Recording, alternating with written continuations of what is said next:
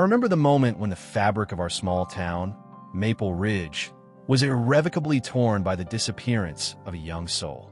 It was a day that began like any other, with the first light of dawn gently brushing dew off the sidewalks and the scent of fresh earth mingling with the sounds of waking life. Yet, beneath this veneer of everyday normalcy lay a secret that would soon shake the community to its very core. On that fateful Thursday, when the autumn winds were beginning to carry a chill that hinted at winter's approach, 14-year-old Emily Carter vanished without a trace. Emily, with her soft-spoken manners and a smile that could brighten even the gloomiest day, was beloved by everyone in Maple Ridge. Known for her diligence at school, her compassion toward her neighbors, and her quiet determination to chase her dreams, Emily was the kind of child who never strayed far from the comforting arms of home. That day, however, had taken an unexpected turn when she left the town library, a place where the magic of literature intertwined with the dreams of children, and never returned. The news of her disappearance reverberated like a shockwave through Maple Ridge. In homes, on quiet streets, and in the hearts of its residents, worry mingled with disbelief. The local police, led by the experienced detective Sarah Locke, immediately launched a full-scale investigation. Sarah, a seasoned detective with a sharp intuition and an unwavering sense of justice, had seen much in her career, but nothing could have prepared her for the depths of despair that clung to this case. Every clue, no matter how seemingly insignificant, was clutched as a lifeline to finding Emily. Days bled into nights with no sign of the missing girl, and the once vibrant town grew hushed with fear and sorrow. Posters with Emily's gentle eyes and warm smile began appearing on every lamppost and storefront window. Volunteers combed through parks, alleyways, and the forgotten corners of the neighborhood with determination born of love and desperation. Yet, as the hours turned into days, the urgency of the search was met with an unsettling silence from the world, as if the very air around Maple Ridge held its breath in anticipation of what might be discovered. Then, almost as an afterthought, came a call from Henry Bell, a name that had long been synonymous with solitude in Maple Ridge. Henry was a reclusive man, known by few but respected for his unwavering dedication to his own quiet existence. A Vietnam veteran who had lost his sight 15 years earlier, he resided on the outskirts of town in a modest home that bore the scars of time. Henry had become something of an enigma, a man whose silence was his shield and whose words, when spoken, carried the weight of a lifetime of hardships and revelations. On that drizzly afternoon, when the rain blurred the world outside his window, Henry picked up his old, battered phone.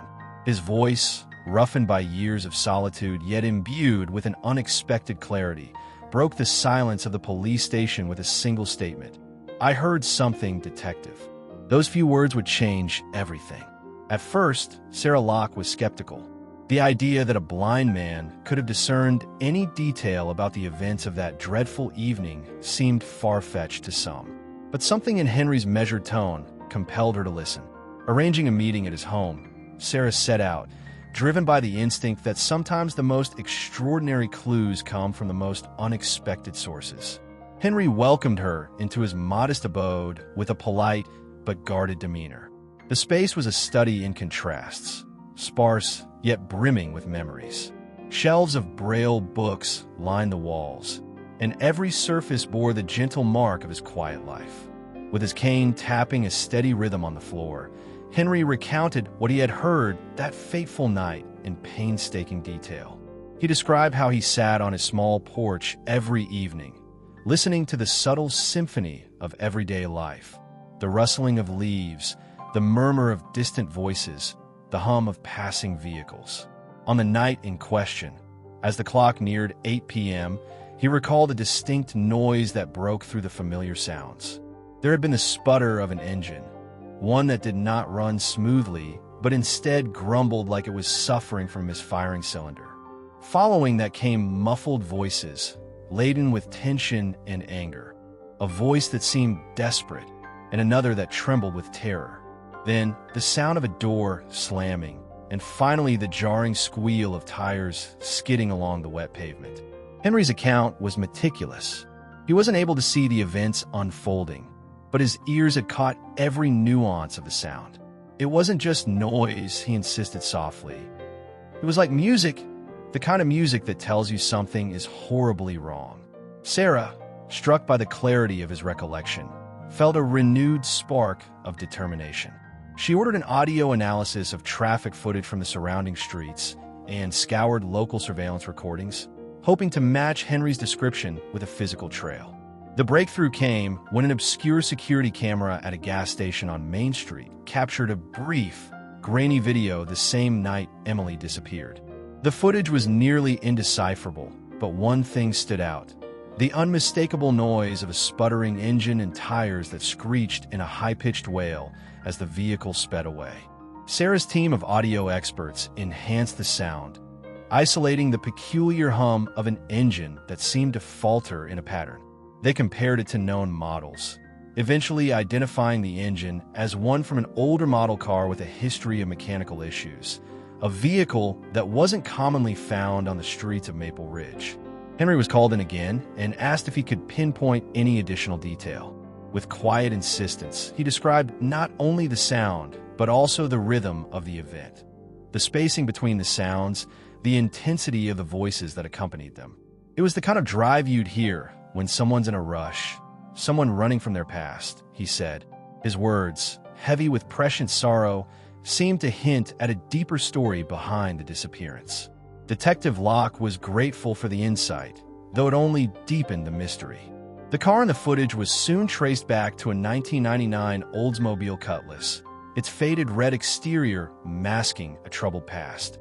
Further investigation revealed that the vehicle had once belonged to Ray Milner, a man with a questionable history, a former janitor at the local school who had been dismissed under clouded circumstances.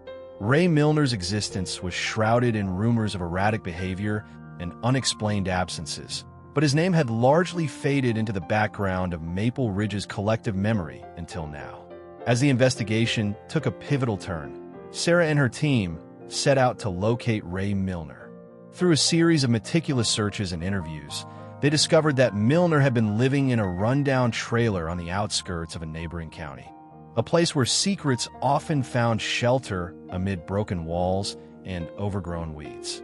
When the authorities arrived at his trailer, the building itself seemed to whisper of neglect and hidden despair. It was quiet, almost ominously so, until the officers began to uncover evidence that pointed toward a darker reality. Inside, in the dim light, they found remnants of what appeared to be a struggle. A scarf matching the one Emily had been known to wear, faint traces of blood on a worn armchair, and a set of items that, when pieced together, formed a disturbing mosaic of her abduction. A hidden crawl space beneath a trapdoor led the officers to a neglected area filled with relics of the past. Old newspapers, personal belongings, and a lingering scent of fear. And there, amidst the shadows, they discovered Emily.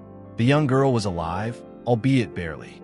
Emotionally and physically battered, she was found lying amid makeshift bedding and surrounded by items that spoke of a life forced into confinement. The discovery was both a relief and a harrowing blow to the community, a bittersweet moment of salvation marred by the knowledge of unspeakable suffering. With great care and tenderness, the police rescued her, ensuring that the girl received immediate medical attention and the psychological support necessary to heal from the trauma she had endured.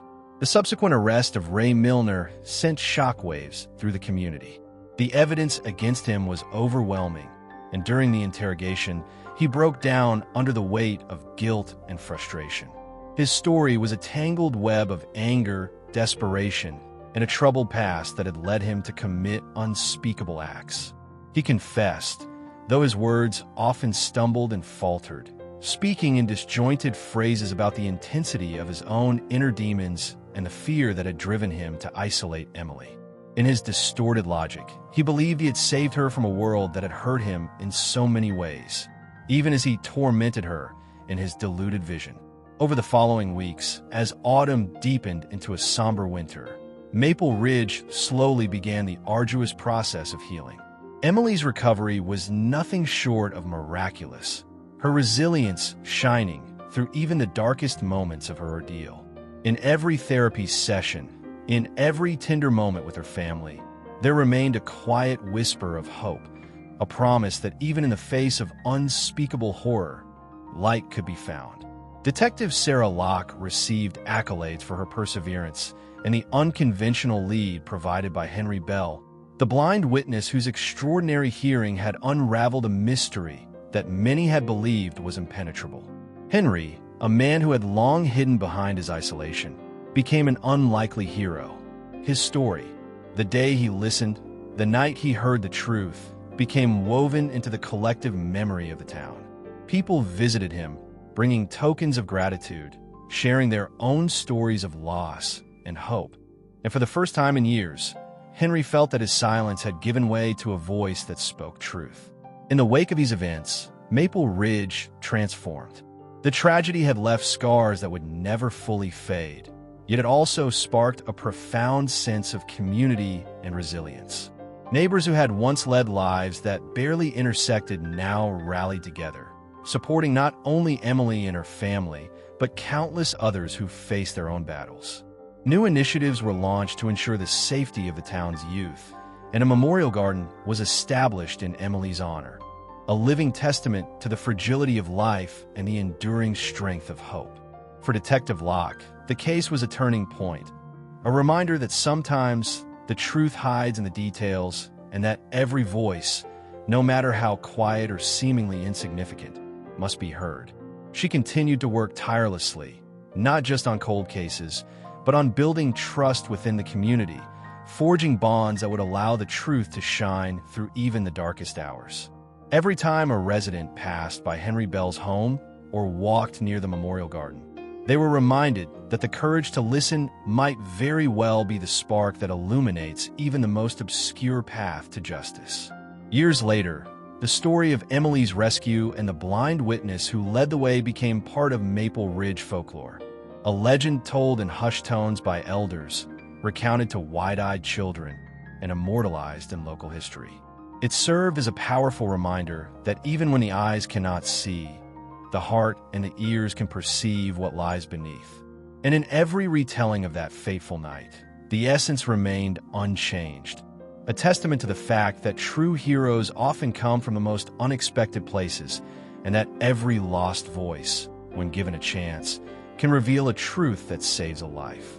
In the quiet moments that followed the case's resolution, when the winds whispered through the trees of the memorial garden, Sarah would often stand in silent reflection, remembering the night when darkness had hovered over Maple Ridge.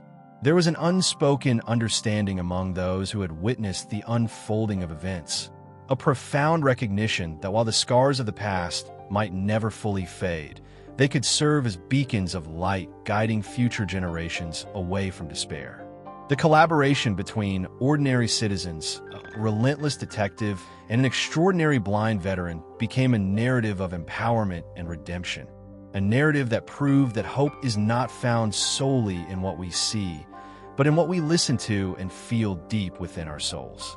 Over time, the memory of that dreadful night softened into a legacy of resilience. Community events centered around storytelling and music rekindled the spirit of unity in Maple Ridge.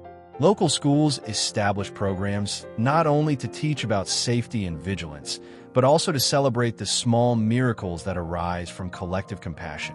For every student who passed by a mural depicting the brave figure of Henry Bell or read the account of Emily's rescue in the town archives, there was an enduring message.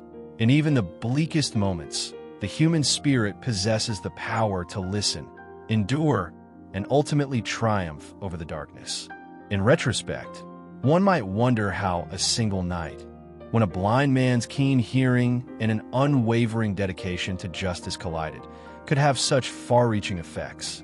The answer lay in the quiet heroism of everyday life.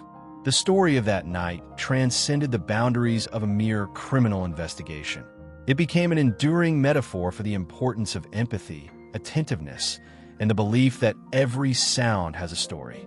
It was a call to all who lived in Maple Ridge to embrace not only the visible, but also the imperceptible, to trust that sometimes salvation comes not from sight, but from the ability to truly listen. And so, as the years rolled by and Maple Ridge continued to bloom into a community that had learned to rise above its trials, the tale of a missing girl, a desperate search, and a blind witness's singular truth lingered like a gentle echo. This echo reminded everyone that darkness is never absolute, that within even the deepest silence, there's always a voice waiting to be heard, a truth waiting to be unveiled, and a hope waiting to guide lost souls back to the light. Thus, from that fateful night until this very day, the memory of Emily, of Henry Bell's resolute account, and of Detective Locke's unyielding pursuit of justice remains etched in the collective heart of Maple Ridge. It is a story that will continue to be told by those who believe that even in a world marred by sorrow and despair, the smallest act of listening can spark the brightest flame of hope. And in that hope lies the eternal promise that no one is ever truly lost, so long as someone is brave enough to lend an ear to the whispers of the night.